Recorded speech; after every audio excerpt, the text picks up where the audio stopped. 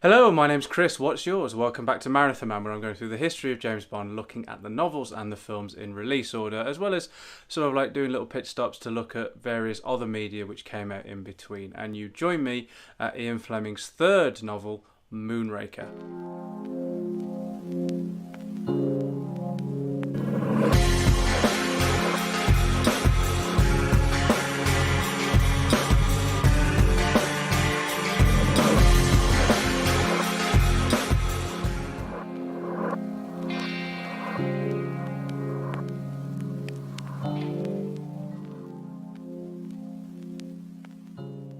It's no secret that some of the film adaptations did start to drift quite far away from the source material which they share their titles with, and so with Moonraker we end up with a bit of a curiosity.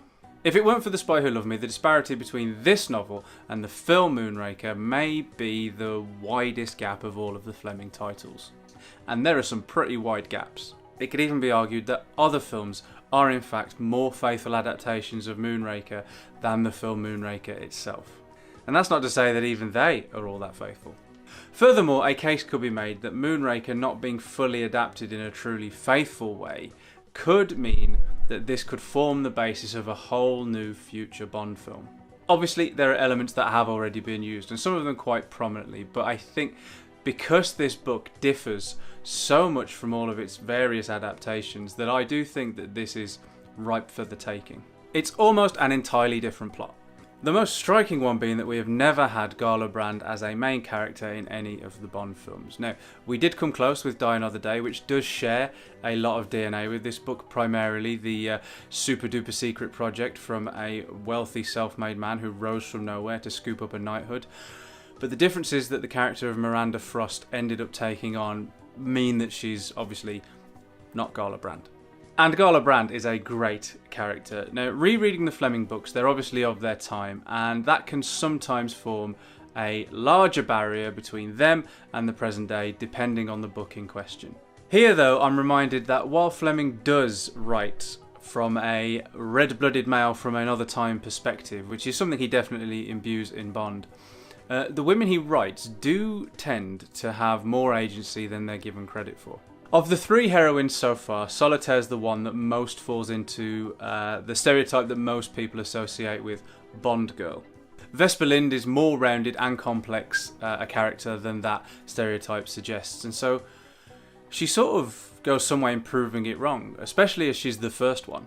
I think Gala Brand further proves that the stereotypical Bond girl is more a product of the movies.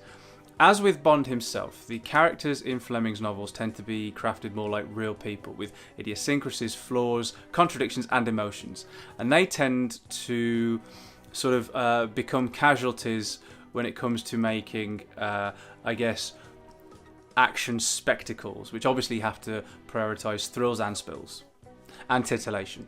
Brand is more than capable. Indeed, she has been successfully undercover on her own operation for more than a year. Bond even decides to himself that she would be able to break his arm and overpower him far more quickly than he could her, and indeed it's actually this strength which ends up becoming attractive to him. Vesper's impact on Bond is infinitely more substantial in that it ripples all through Fleming's work in shaping Bond's character and relationships, but I have a preference for Gala as a character. I think she's a couple of degrees more interesting, even if the romantic subplot plays out far more simply here than it did in Casino Royale. That goes for the whole book too, but that's not necessarily a criticism. Moonraker is a bullet of a book, straightforward and no messing, and in essentially going domestic for his third novel, Fleming has created a trilogy of stories that are all each unique from the last and different from each other. Live and Let Die was more sprawling than Casino Royale, but in Moonraker, Fleming constricts things far more than they were in even that first book. This simplicity seems to result in a more concentrated focus, and in taking place entirely on home turf, Fleming is on confident ground throughout. Meaning what we lack in globe-trotting and exotic locales, we make up for in tension and jeopardy. Moonraker is a huge improvement on Live and Let Die, and if you'll forgive the rather Roger Moore-esque pun, it rockets by. While Cubby Broccoli may have dismissed the plot of this book as being merely about a piddling rocket, the stakes are incredibly high and Fleming makes you feel them. Sure, it may take place almost entirely in Kent, a far cry from what most people would expect from a Bond adventure. But a nuclear warhead coming incredibly close to destroying London is easily the highest stakes of all of the 3 novels so far. Which means we actually have a far more grounded series of events throughout the book than either in Casino Royale or Live and Let Die before we get pummeled by the biggest, most outlandish climax yet. This only adds to the excitement, and the story ends up building in a way which feels far more satisfying than either of the 2 previous books. I love the extended coda of Casino Royale where Bond feels Vesper slipping away from him. It is a beautiful section of the book, but it does feel as if it's slightly removed from the rest of the plot. The caper ends. Le Chiffre is killed, Bond is rescued and recovers from his injuries, and then he feels Vesper slipping away from him and we discover her true nature. While it is essentially a 3rd act, it does, like I say, feel more like an extended coda. Not that that's a criticism either. I love that book and I love that portion of it. But with Le Chiffre off and the plot thwarted, the book has that feeling of winding down. Live and Let Die is a choppier prospect all round, but Moonraker hits the ground running, builds momentum and then ends with a literal bang. This is a more economical story and it works wonders because of it, and it helps sculpt Bond into a more believable character. Like I said earlier on, and probably have in every single video looking at the novels so far, the Bond of the books is a far more real person than the Quip Machine super spy he is in some of the films.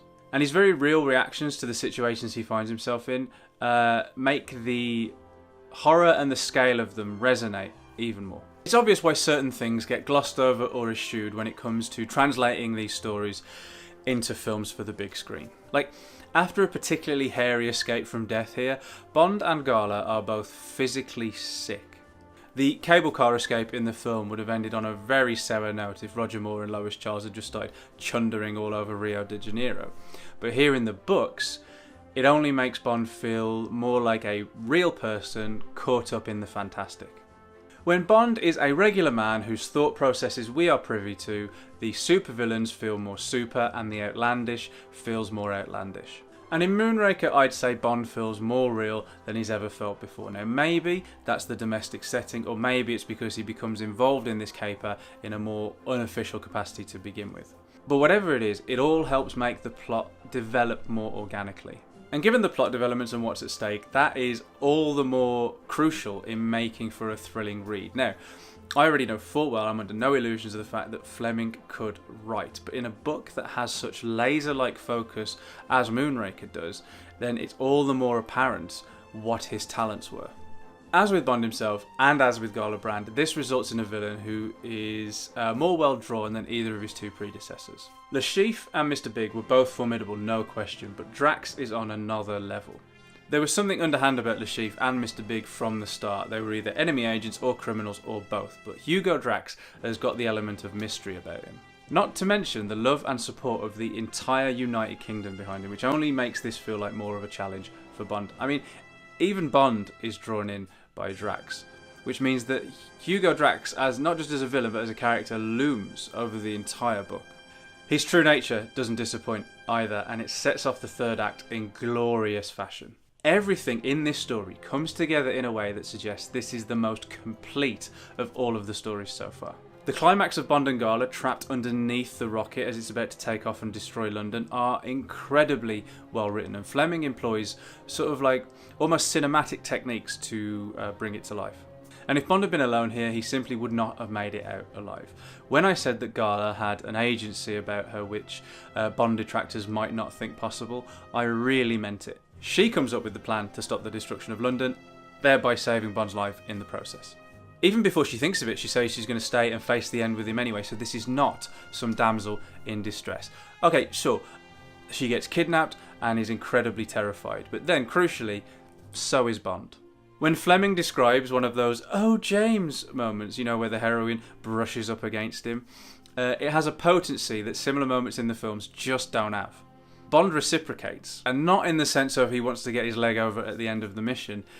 He wants to feel the closeness of another human being just as acutely. He's just as scared and just as grateful for the proximity of another human being. In the films, the Bond girl may simp, "Oh, James," but in here, in this book, in this moment, the way Fleming writes it, we know full well that Bond is essentially just going, oh, Gala, right back. And come the end of the book, we realise that Bond has essentially just been misreading signals for the entire time. Every moment of closeness or intimacy that Bond and Gala share has come about by dire straits and gratefulness for the other's presence in terrible circumstances. When she informs him at the end that she's actually getting married to someone else, Bond is left feeling a little bit silly. And when does a Bond film ever end like that? Sure, Bond and Camille don't get together at the end of Quantum of Solace, but that definitely feels mutual. Here, Bond watches the Bond girl go off with another man. So Fleming continues to make his Bond a very real and fallible person with facets to his character that the films would come to ignore sometimes. And if people's perceptions of James Bond as a character and a phenomenon are shaped primarily by the films, which of course many would be, then it's no surprise that a lot of non-fans think of James Bond purely as a cipher with little to no depth who's trapped in a formula which is doomed to rinse and repeat with each new instalment. But that couldn't be further from the truth, and a delve into Fleming's books would disprove that almost immediately. And Moonraker might be the one which does so the most, and is that one of the reasons why it has never truly been properly, fully, faithfully, truthfully adapted? Quite possibly. And it means that Moonraker the novel sort of stands apart from the rest of the Bond canon, as will a few more examples of Fleming's work as we go on. Here it feels like we have a complete story which only exists on these pages. Unlike Bond's other adventures, which feel to varying degrees translated to the screen, and despite Die Another Day's best efforts, I still don't feel like this one has been, mined for all it's worth. And so it still feels unique. It is an outstanding entry into the Bond canon. The third act is astonishingly written. How casually it's glossed over quite how many innocent people died during the events of the climax. It offers scale, sure, but I feel like it probably could have been dwelt on a little bit more.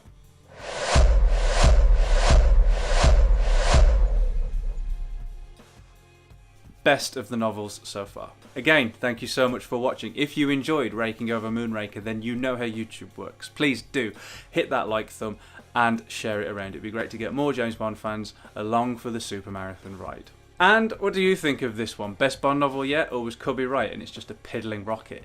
Did Die Another Day do enough justice to enough of the source material that you feel like this one has been properly adapted, or would you like to see this one faithfully translated to film? Let me know in the comments below, and I'll see you back here soon for some diamond smuggling. So, if you don't want to miss that, hit the subscribe button, bong the bell, and I'll see you in Vegas.